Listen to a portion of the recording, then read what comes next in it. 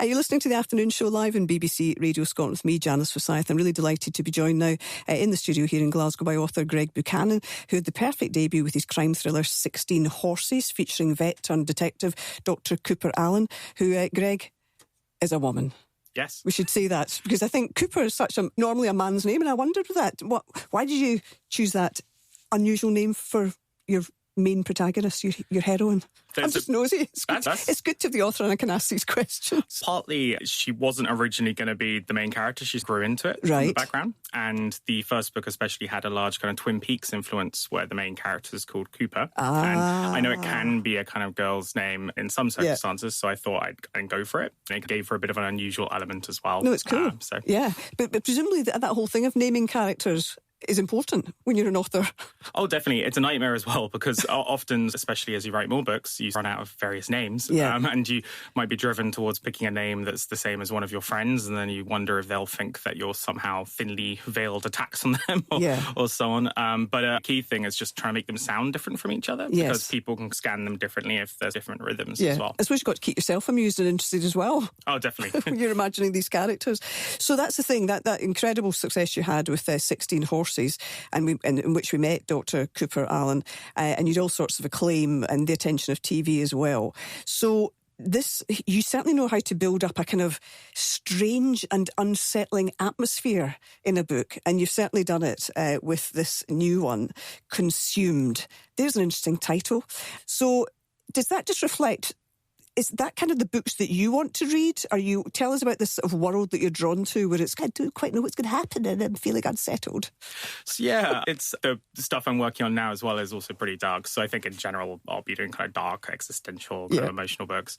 I think I want to stay interested myself when working on it, and kind of conflict and kind of suspense and a lot of those things that kind of drive our interests in stories is inherent in those genres. And they're also a really good excuse to plumb the depths of people and explore them at deeper levels if there's a mystery. Like a murder mystery is always a good excuse to delve into someone's life. So it's a really good genre to play around in. And the thing is, earlier on I had Etienne Kubuabu on, who's a filmmaker, but he's also done comic books. But you've gone off into other territory as well, haven't you? Tell us about the rest of your work. Yeah, I also write stories and narratives for computer games and kind of everything in between. There's a big spectrum there. So some of what people might imagine in terms of kind of very simplistic things. Yeah. Some of which are a lot closer to, let's say, Netflix's Bandersnatch in terms of choose your own adventure. And that's BAFTA now has Games Awards. It's really being recognised now as a proper art form. Some of my titles have won, which is great. One I worked on, those are with teams, so it's not me. I don't personally have a statue. I was longlisted, though, personally for one of them, but did not show. Oh, that's great. Sadly, did not finish. Presumably all of that helps, because in the end it comes down to storytelling and grabbing an audience and making them want to keep listening or watching. Oh, definitely. I think before, it was weird when I got into all this, I'd always wanted to be a writer, but I got very pretentious in my early 20s. And that's the time to do it. Being inspired by influences that were maybe hundreds of years ago and not appropriate anymore. But when I was accepted for the UEA writing course, which I really wanted to do, and I had to wait a couple of years, so whilst I was waiting to for the place to begin, I ended up getting into games. So games happened as I was working on my novels at the beginning. And it was this magic thing where, because games are so focused on experience, obviously everything is in storytelling, but that's so moment by moment, what is the person having to do that's playing the game, that can really help you think about those things. And it was my style might just have emerged from a pretentious style being filtered through video games and then emerging the other side, maybe. Consumed, interesting title. And got Cooper, so she's a forensic vet-turned-detective. Of course, there must be hundreds of those. I love this idea. Tell us about this, because that's an interesting background and how that might shape her perspective and approach to solving crimes. Sure, definitely. I'd be remiss to say that my wife is actually a veterinary surgeon. There's a bit of an influence there, although she does not solve crimes, unfortunately. That's what she probably likes to. She watches lots of true crime. She probably has ideas. But in terms of the first book, very much 16 Horses, really related to the way we as a society treat animals and the way in which animals are considered victims of crime. But it's a property crime to some extent, which is very strange considering how we view. And I think at the moment, I'm not sure if it has changed, but the way the government classes the theft of a cat or a dog is altering. And I think there's a different category for cats and dogs or something in a way which, in terms of how the place of pets and animals in our lives is very different emotionally to what the law does. And even if someone commits a crime involving an animal, the extent to which the penalty is given is often related to suffering more than anything in terms of the emotional element. So I just thought that was fascinating to plug into the kind of world of crime and adjacent crimes, because she works on cases where in 16 Horses, the animals are the victims and grows out to be people. This is very much almost purposefully the inverse. So in this, a human is the victim, apparently. And I really like the detective on a holiday trope that you get in a lot of crime fiction. I think it's wonderful. Like, everyone enjoys it, but it's also bizarre and very strange. So this book really plays around with it. So she's not even supposed to be working on the case, Cooper, in this. She's there on this sort of holiday. And this elderly photographer is found apparently eaten by her pigs, which is the whole thing that happens. That's why I told people earlier not to be munching the pork scratchings while they were listening to this. Although, rather macabrely, I got various suggestions from various booksellers as to gifts I could bring, and Percy pigs were top of the list. Oh, that's very funny, in a kind of terrible way. You could eat the pigs instead of them eating you. That's so funny. And also, I wonder, can listeners right now think, this sounds really interesting. Does it work then as a standalone novel, very much? Oh, definitely. It has some vague references to the previous book in that it's set afterwards, chronologically, but it doesn't give away the previous book in terms of what happened. And the only tie really is that this character has technically been through those other experiences, so it kind of alludes to it vaguely.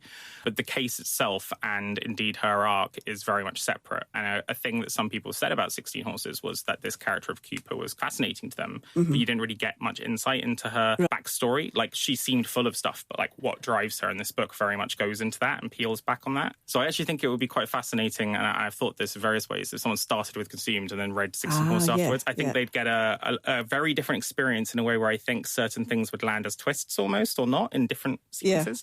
And it's especially safe because some people, due to past experiences, obviously, might heard of 16 Horses and have been like, oh, bad stuff happens to animals at the beginning. I'm not sure about this. Obviously, the intent was very much pro-animal and about the way we treat animals in society, but can very much understand that. Whereas Consumed is, safely for those people, very much about humans having horrible things happen to them. Someone who's a victim of an animal. And I just wonder, that whole thing of writing the first novel and then it's people love it.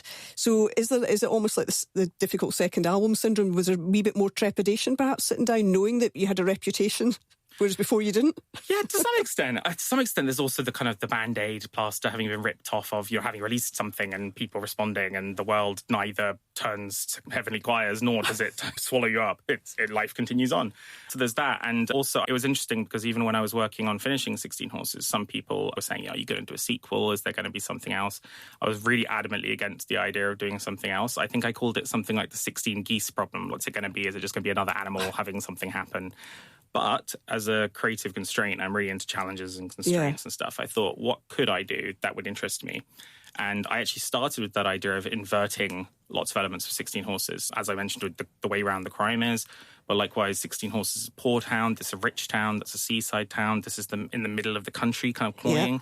That's very much in a very short span of time. This kind of has stuff in the 60s, 70s, 80s, and the present day. So it's like a broader span, which really interested me. So it's almost like I pulled it inside out, is the way of viewing it, which was a very fun and rewarding way of doing it, I think. And you're the victim, if you like, of the pig crime. She's a really interesting woman. Photographer, and that's why you're talking about going through the decades, because we're really getting the sort of span of her life, really, aren't we? Yeah. So the way I viewed it, and it obviously doesn't say this on the cover, but in the actual cover art does reflect this. So for those of you who will go into a Waterstones or wherever and see the cover, it's got the silhouettes of two women facing in different directions around the main scene. And the way I viewed it is, if 16 Horses was almost like a police procedural with a policeman and this detective as the kind of side sciencey forensic character, these two are almost like a buddy cop situation. The victim and the person investigating the victim's death are both investigating the same thing ultimately, because the reason, something that becomes quite clear in terms of Cooper's interest in the present day and the authorities is, although this appears to be an accidental death, there's a lot of strange circumstances surrounding it. So in the photographer's home, all the pictures of her family are missing from every single frame and various things. And she made her name in the 60s by I asked myself, what would have happened if Madeleine McCann, after her disappearance, someone had photographed her and it had been proven to be her 4 years afterwards, and then she was never seen again after that. That would be such a kind of monumental, that's the kind of thing everyone's always looking for in these true crime things and in terms of society, of tracking down what happened to the missing, the famous missing. And here, it's very much that idea. So when this photographer was much younger, she did take a photo of something she wasn't even aware. She wasn't even aware. And the kind of almost tragedy, but also ambition of her life is that she's a really good photographer and makes her name doing lots of stuff. But it always comes back to that first accidental photo that made her name. Yeah. In the present day, for where Cooper is, it seems as if these children's disappearances in the 1960s were never solved. But as we quickly learn in the kind of Sophie sections, she did find out more about photographer? that. Yeah, she did find more about that than she let on in life. And so Cooper, in digging into her death, also does. And there's a sort of hopefully quite nice interplay where they're working on the same thing, but across the span of years, almost. So do you think, is there more plotting in this one then? More complex plotting than 16 Horses? Yes. 16 Horses was, who knows if this can be told from the writing style, but 16 Horses was more of a kind of fever dream in certain ways. Whereas this was, I did know who done it, so to speak, in 16 Horses from very early on. But a lot of the kind of course of where I went with it and the characters and stuff, I very much evolved throughout the process. Consumed was more tightly planned, especially because of the moving back and forward in years. The emotional aspects were a bit more, not improvised, but buckaroo from the scene. But I actually found that with some of those other elements more stably in place, like logically, almost like an equation it had. If you set certain elements up, they have to have this answer, was the way I approached it. But that also applied to bits I hadn't planned as much. So some of the emotional scenes, there's a big moment, not necessarily in the history of the case, but in her life, where the photographer Sophie does something very socially inappropriate halfway through her life in a flashback scene that's quite emotional and is quite out there what she does. But I'd like to think, if I've done my job correctly, that kind of, once she does that out there thing, that you as a reader have seen enough of her, that of course she does that sense of recognition. So is your job a lot of the time, is it Greg going, what if this happened? What would the result of that be? Is that what a lot of the just being a novelist is about? You're creating your own universe and creating your own challenges as well for your characters. More, yeah, increasingly so actually, the more because it's important to me not just to, thinking about why I do what I do, to not just release stories and not just trying to, I want to write, I like storytelling so much that I want to spend all my time doing it. And if I want to spend all my time doing it, I need people to buy it because otherwise I can't spend all my time doing it. And if I'm spending all my time doing it and I like it that much, I want to be good at it and I want to keep getting better and learning about it. Like I'm as interested in talking about the mechanics of it as I am doing it. And as I've been developing as a writer, I feel like I've, even from 16 Horses to Consumed and what I'm currently working on now, there's an extent to which I feel like I'm learning things. And then a really random example, a fascinating thing I heard about description, like how we describe characters. J.K. Rowling in the Harry Potter series, you wouldn't necessarily, she's obviously beloved author and Harry Potter's beloved.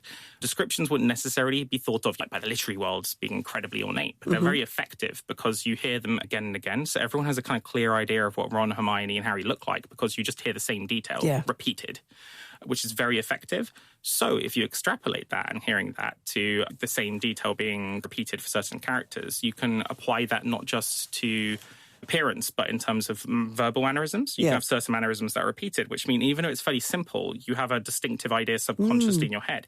But then a little idea from games very quickly is in games, there's an idea of, in games, you'll often hear lines repeated again and again. So if you do something as a character, you'll hear saying, I can't do that if you can't, simple stuff like that.